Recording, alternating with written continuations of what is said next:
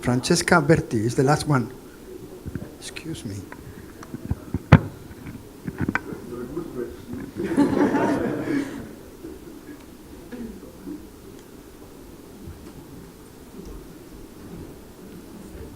Okay, I am Francesca Berti. I will present you a work which is co-authored with Lorenza Petrini and Andrea Spagnoli, which regards a discussion about multiaxial fatigue criteria for nickel titanium cardiovascular devices. So nickel titanium is a material which is widely used in biomedical applications since it has two particular properties of superelasticity and shape memory effect. In particular, peripheral stents made of nickel titanium are the clinical gold standard for the treatments of peripheral artery occlusions. And these stents are so crimped to fit on a catheter. They are then inserted through a mini-invasive deployment system to the site, and then they recover completely their shape, allowing the vessel to keep the original shape. However, in this district, the vessels are subjected to cyclic loads due to the gait, so due to the movement of the legs. In particular, these vessels are subjected to bending, axial compression, and torsion, so a complex multi-axial and non-proportional state of loads. This could be responsible to fatigue phenomena of these devices, which could lead to the failure of the implant. So fatigue analysis is one of the requirements of the regulatory bodies in order to have a preclinical evaluation of the device, and the finite element analysis in particular is the effective tool in order to have an investigation under different conditions, avoiding long and expensive experimental tests. So you can see in this picture nickel titanium has a really strongly non-linear characteristic shape, and for this region the classical fatigue approach is a strain-based approach instead of a stress-based one. Moreover, as we said before, the stents need to be crimped and then deployed, so there is a crucial role of the mean strain on the working cycle, and this could be investigated through a life constant diagram, as we can see in the picture, fixed for a fixed number of cycles. But we have some issues that the standard regulation has some lacks of information on which is the worst clinical condition which is acting on these devices, and also there is no specific indication on which is the best fatigue criterion for nickel titanium. The commonly used fatigue approaches are the one based on the first principal amplitude strain or the von Mises equivalent amplitude strain over the mean strain in a constant life diagram, but recently there are some literature works which are considering the usage of other approaches based on different mechanical assumptions, which seems to be more reliable treating multi-axial and non-proportional loading conditions. So the aim of this work is to analyze different loading conditions acting on these devices in order to understand which is the most dangerous load combination in order to optimize an experimental campaign, and also to compare the prediction of different fatigue criteria available in literature in order to understand which of these one is the most suitable for describing fatigue phenomena in nickel titanium. We have to consider that for these stents, it's really important to consider the effect of the design, so the geometry and the material.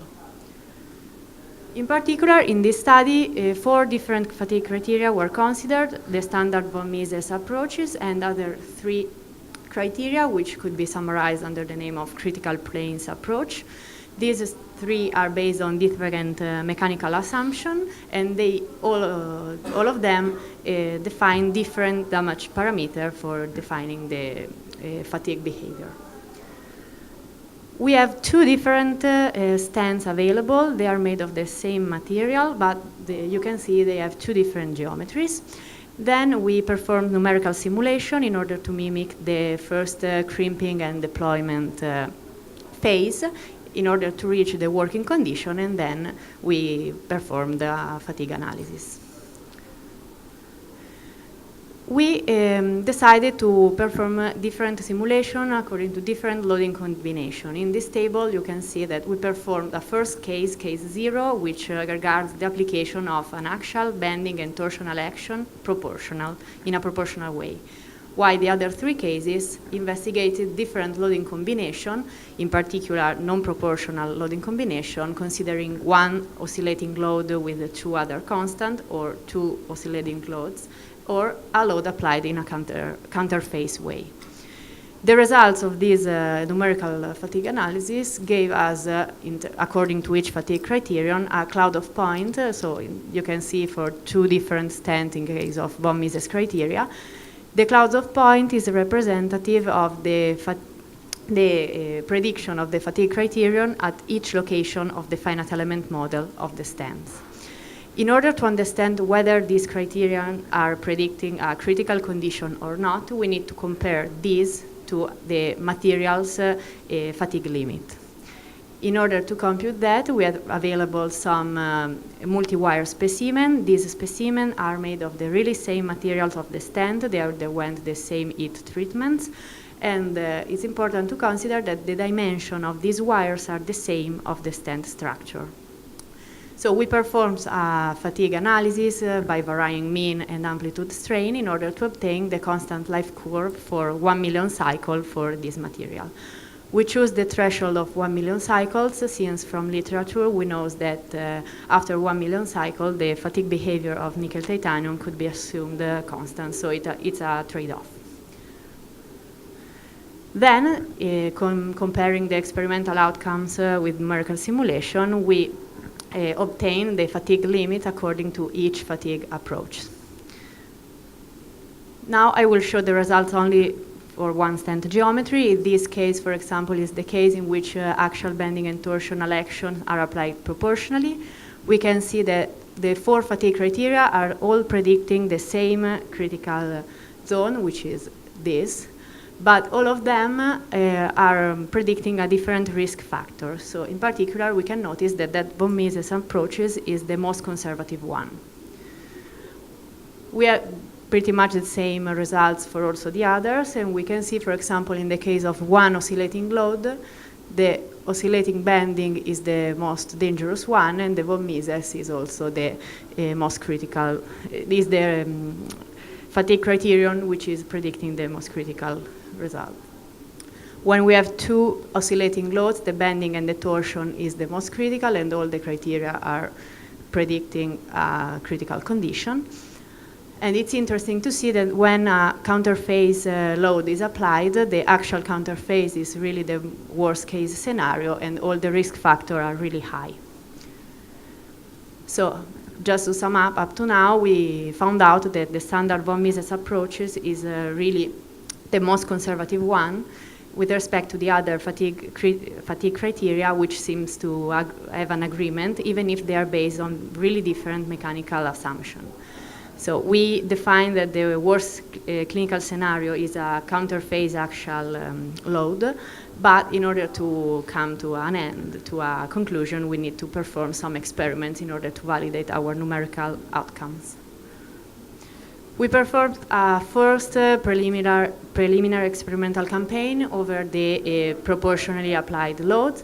We performed the test under different loading amplitude, and you can see in the table that the different criteria are predicting different outcomes.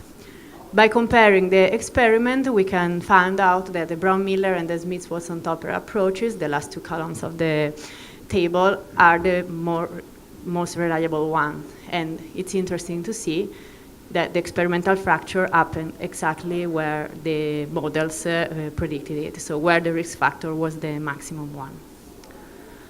So in conclusion, after this preliminary experimental test, we can see that the von Mises is confirmed to be the most conservative one, and so probably not the best choice. While among the critical planes approach, the Brown-Miller and Smith-Watson-Topper seems to be the best one, but we have to consider that 2 of these, so the Fatemi-Sochi and the Brown-Miller, are based also on an empirical constant that, as a limitation of this study, was taken from literature. Moreover, these method could be expanded to other fatigue criteria, and also another limitation could be that the fatigue limit was assessed through axial fatigue test for the morphology of our dog bone specimen. I would like to acknowledge all the people of my laboratory in Politecnico and in MIT, and you for your attention. Thank you.